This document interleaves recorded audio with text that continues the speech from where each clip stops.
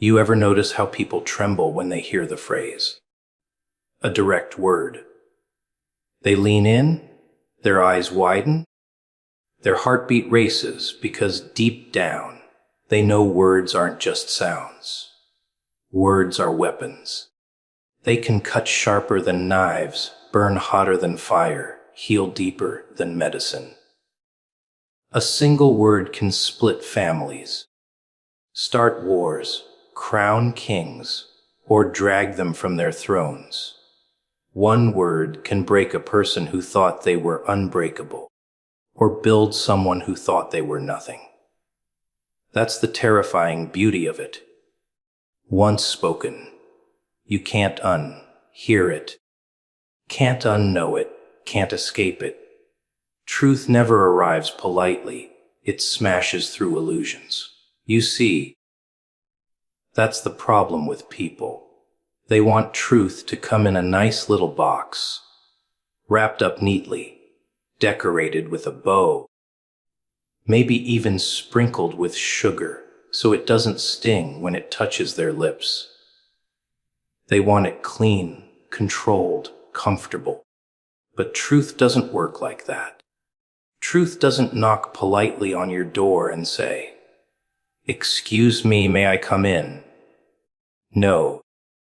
It kicks the door off its hinges, steps in with muddy boots, and flips over your table. It smashes your illusions because illusions are fragile, built on shaky foundations. And truth is a hammer. You've been living surrounded by illusions, haven't you? You tell yourself stories about who you are, what you deserve, what you can or cannot handle. You let the world whisper lies in your ear, and you nod along like a good little puppet. Comforting lies, soft lies, they're like lullabies, rocking you to sleep. But truth, oh, truth is loud. Truth wakes you up in the middle of the night, dripping sweat, heart racing, because deep down, you know the story you've been feeding yourself doesn't match the one reality is screaming in your face. And the longer you hide, the louder it gets. People hate truth because it doesn't play nice. It doesn't give you time to prepare. It doesn't ask for permission. Truth will rip away the mask you've glued to your face and laugh while you scramble to cover yourself up. It's violent. It's raw. It's unforgiving. But here's the thing. They don't tell you this. Truth is the only thing that's real. You can decorate your illusions, polish them, wrap them in pretty words. But when the weight of truth comes crashing down, all of it shatters, and you're left with nothing but what was always there. Do you know why it hurts? Because you've been living in those illusions so long that they've become part of your skin. And when truth smashes them, it feels like pieces of you are being torn away. That's why most people run. They pretend they didn't hear it. They call truth too harsh, too heavy, too much. But that's just fear talking. Fear of losing their little fantasy world where everything makes sense and nothing ever hurts. But here's where it gets fun. Once the illusions are gone, once truth has burned everything down, you suddenly see clarity, no more shadows, no more excuses, no more masks. And that moment, that raw moment, is terrifying, but it's also freedom. Because now you're not living in someone else's lie. You're not chained to false promises or fake smiles. You're standing face to face with reality, and though it may be ugly, though it may be heavy, it's real. Illusions want to keep you safe, but safety is just another word for cage. Truth comes to smash that cage. It tears apart the pretty wallpaper you've put up, rips open the floorboards, and drags everything into the light. You might hate it at first. You might curse it, scream at it, beg it to go away. But you'll come to realize it's the only thing that ever cared enough to set you free. So when it arrives, don't expect manners. Don't expect kindness. Expect a storm, a fire, an earthquake in your bones. Expect it to break you in ways you didn't know you could break. And maybe, just maybe, that's the point. Because only by shattering what's false can you ever stand on what's true. And when you finally taste it, raw, unpolished, unfiltered, you'll know why it had to come the way it did. Not politely, not softly, but violently. Tearing down everything that was never meant to stand. People crave comfort like a drug. They want their lives to be predictable, easy, and soft around the edges.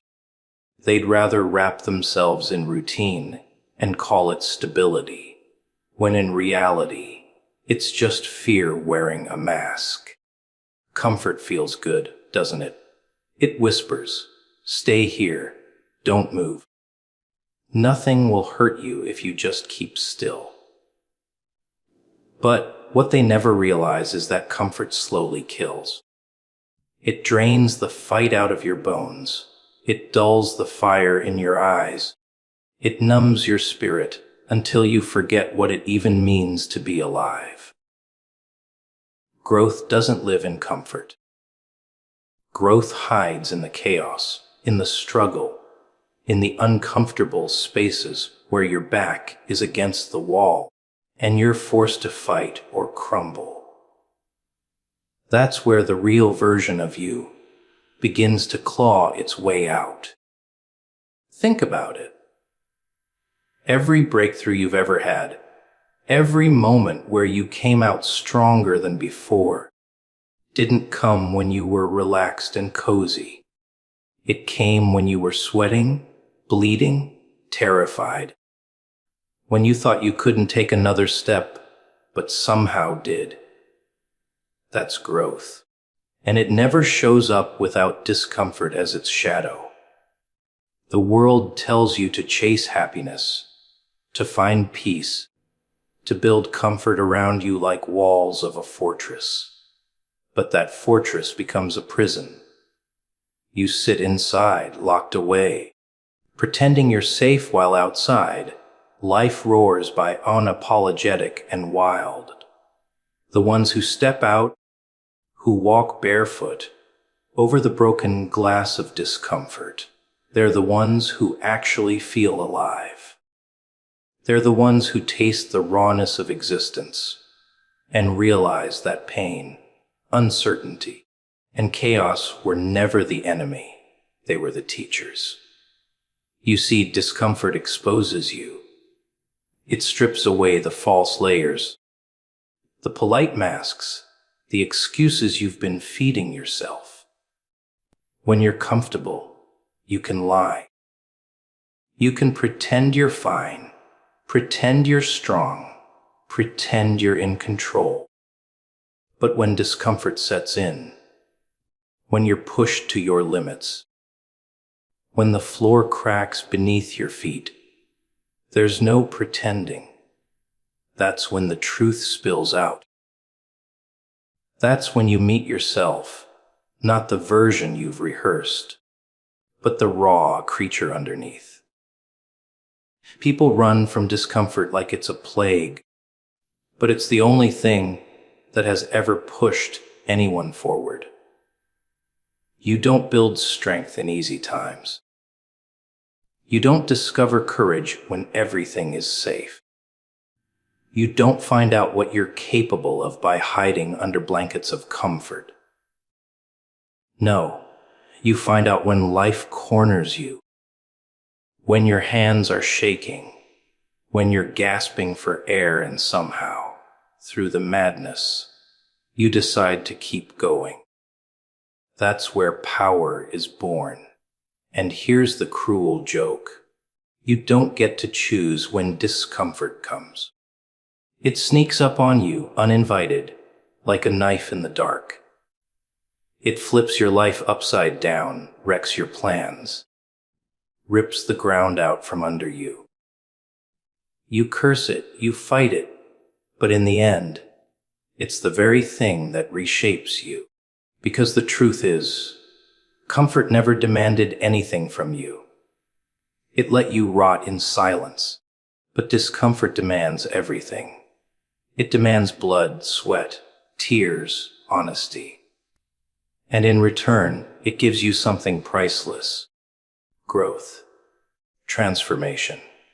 Most people never get there, because the moment they feel the sting, they run back to comfort.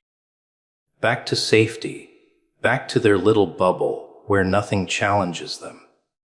But the brave, the broken, the ones who stare discomfort in the face and refuse to flinch, they're the ones who rise. They're the ones who change. They're the ones who walk out scarred but stronger, shattered but awake. So the next time it comes knocking, don't curse it. Don't hide from it. Recognize it for what it is, the fire that will burn away who you thought you were, so the real you can finally step forward. Discomfort isn't here to destroy you. It's here to break the illusion that comfort ever kept you alive. People worship control like it's a god. They want everything neat, tidy, wrapped in certainty. They schedule their lives down to the minute, thinking if they hold the strings tight enough, nothing will surprise them, nothing will shake them. But control is the biggest illusion ever sold. You think you're the puppeteer, but the strings are always tangled, always slipping, always yanked by something bigger than you. The storm doesn't ask your permission before it arrives. The ground doesn't check with you before it cracks open. Life doesn't care about your carefully written plans, your organized lists, your false sense of order. It tears through all of it without warning, and suddenly you realize you never had control, not for a second. And that realization terrifies people. They cling harder. They try to micromanage every detail. They strangle life until it suffocates in their grip. But the tighter you try to hold control, the faster it slips. It's like trying to cage smoke or catch the ocean with your bare hands. The harder you squeeze, the more it escapes, until your fists are clenched around nothing. That's when despair sets in, because you see the truth. You're not the one pulling the strings. You're just dancing in someone else's play. But here's the twist. Losing control doesn't mean losing everything. It means freedom. Because once you stop pretending you're the master of it all, you can finally breathe. You stop fighting the waves and start moving with them. You stop trying to tame chaos and realize it was never your enemy. The storm isn't here to destroy you. It's here to strip away the delusion that you were ever in charge. And when you finally let go of control, when you surrender to the madness, that's when you find real power. Not the power of domination, but the power of adaptation. The power of resilience. People hate that word, surrender. They think it means weakness. But no, weakness is clinging to control, even as it crumbles in your hands. Weakness is building a tower of certainty on sand and acting surprised when it collapses. Strength is laughing in the face of the collapse and saying, "Fine. Let it fall. I'll build again, stronger, stranger, wielder." That's strength. To let go of the steering wheel and still trust that wherever you crash, you'll rise from the wreckage. Life is unpredictable because it has to be. If everything went according to your script, you'd never grow, never stretch, never bleed or heal. You'd be a hollow creature, moving through the motions of a play where you already know the ending. Where's the thrill in that? Where's the transformation? No, the best parts of you are carved out in the chaos, shaped in the moments you had no control. When the script was ripped from your hands and the stage caught fire. That's where the truth burns through. And isn't that the secret? Deep down, you don't actually want control. You crave the unknown. You crave the danger, the unpredictability, the rush of not knowing what comes next. You crave it because it makes you alive. Control is suffocating, a straitjacket for your soul. Chaos is oxygen. It scares you, yes, but it also awakens you. It reminds you that you're not a machine ticking along in perfect rhythm. You're human, fragile, powerful, a paradox of strength and weakness. And you can't discover that if you're clinging to the illusion of control. So stop pretending you're the one holding the strings. You're not. You never were. You're dancing in a theater where the lights flicker, the floor shakes, and the walls could crumble any second. But that's the beauty of it. You don't need to control the play. You need to play your part with fire, with madness, with freedom. Because the truth is, losing control isn't the end. It's the beginning of something real, something raw, something that finally belongs to you. When truth comes, it doesn't knock politely at your door with flowers in its hand. No, it barges in, kicks the door off the hinges, and stands in the middle of the room, daring you to look it in the eye. Truth isn't soft, it isn't gentle, and it doesn't care if you're ready. It arrives like a siren in the night, like a spotlight that blinds you, exposing everything you thought you could hide. And in that moment, you have a choice. Cover your ears and pretend you didn't hear it, or face it head on and let it burn away the lies you've been living under. Most people choose silence. They shrink, they deny, they wrap themselves tighter in the comfort of their illusions. Because silence feels safer. Silence feels easier. But silence is the slowest poison you can drink. You swallow it sip by sip, thinking you've escaped the pain of confrontation, only to realize it's been corroding you from the inside. Truth demands a response, because ignoring it doesn't make it disappear. Ignoring it only gives it more power, lets it loom larger, until it grows so heavy you can't move under its weight. You can pretend not to see the cracks in the walls, but the building is still collapsing around you. You can look away from the wound, but the blood keeps dripping. That's the nature of truth. It will not leave quietly. And the thing is, truth doesn't care about your timing. It doesn't wait until you're prepared. It doesn't check if your life is stable enough to handle it. It crashes in when you least expect it, when the masks are still on, when the lights are still dim. It rips away the curtains and shows everyone the stage for what it really is. And in that flash, everything you thought you controlled, everything you thought was hidden, is laid bare. That's why people fear it.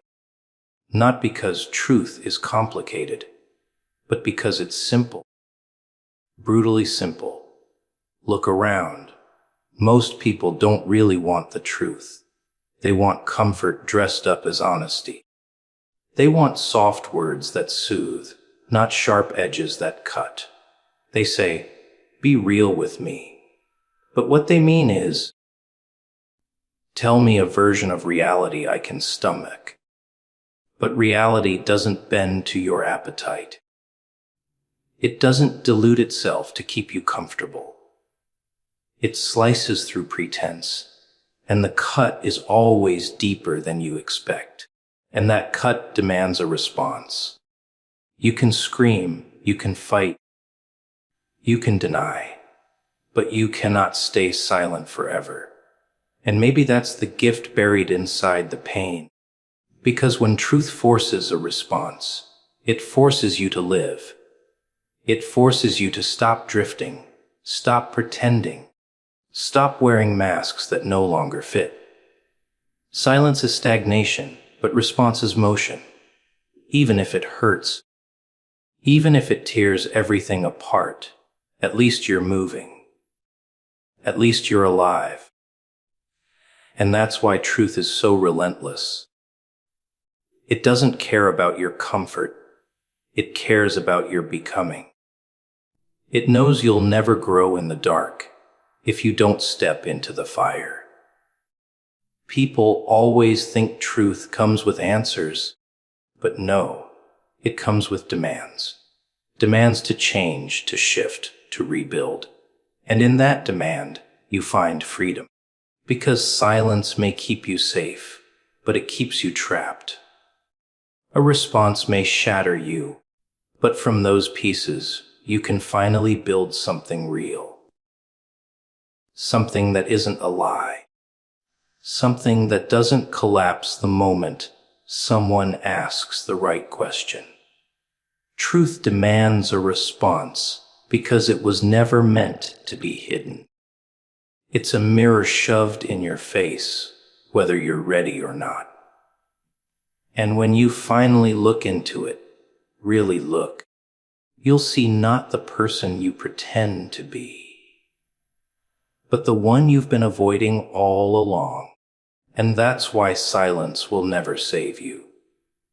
Only the scream, the shout, the choice to stand in the fire and let it consume what was false. That's where the response matters. That's where you stop hiding. That's where you start living. A single word can bend the spine of history. Think about it. Wars have started with one declaration. Lovers have fallen apart with one confession. Entire lives have been restructured because of one sentence. Words are not just sounds in the air, they're detonators. They sit quietly in the chamber until the moment they're released, and then everything changes. You can spend years building an identity, a reputation, a carefully guarded reality, and all it takes is one word to unravel it. That's the power people underestimate, the blade hidden inside language. It doesn't even have to be a long speech or some complicated revelation. No, the shorter the word, the sharper the cut. Gone. Stay. Yes. No. Small, simple, ordinary syllables. But once they leave someone's mouth, the world doesn't look the same anymore. One doctor says, cancer. One boss says, fired. One lover says, goodbye. And suddenly the ground isn't steady, the air isn't breathable, and everything you thought was permanent is just smoke vanishing before your eyes. That's the brutality of words. They don't just communicate, they carve. But it's not just the destruction they bring, it's also the creation. A word can give life just as easily as it can take it away. Yes, you're hired. Yes, I love you. Yes, you matter. Suddenly, the same tongue that can kill can also resurrect. That's why words feel so violent. They're never neutral. They always lean one way or the other, toward fire or water, toward knives or bandages. And once spoken, there's no taking them back. People beg for do-overs, but words don't allow rewinds. They stick, they echo, they stain.